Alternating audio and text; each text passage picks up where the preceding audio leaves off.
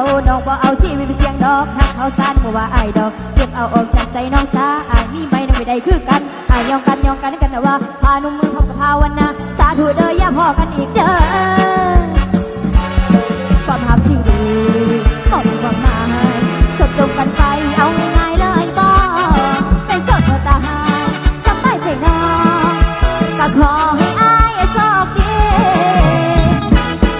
ก็บอกให้ไปให้อ้ายไม่สา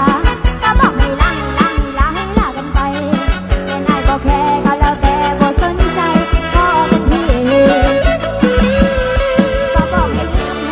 ให้อ้ายลืมกันสิหากับเขาคนนั้นสิเงินสิน้องหน้าตาดีหาไม่ได้ก็ได้บ่สนใจลูกสาวผู้เบาเฮาหาเอามือได้ก็ได้ตัวผู้เบาไร้ใจแต่ผู้เบาเจ็บตัวเขามาตัวให้หักก็ตายใจเมื่อเลิกแล้วก็บ่ต้องขอโทษโสดกะดีสิไผกะใดบ่มีน้ำตามีแต่น้ำลายบ่มีห้องให้มีแต่ห้องเฮ้ยความหมายชื่อดีบอกให้ก่อนมาจบกันไปเอาง่ายๆเลยบ่เป็นโสดบ่ตายสบายใจน้อง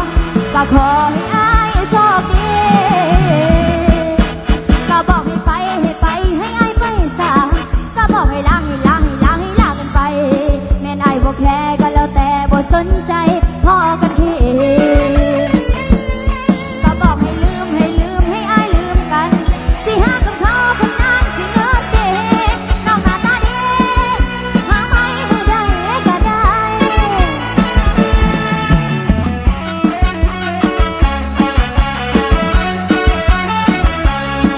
ขอว่าเด้อขอมาหมวนกันเด้อ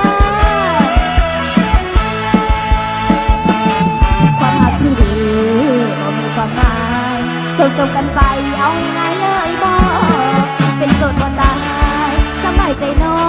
งก็ขอให้อ้ายโชคดี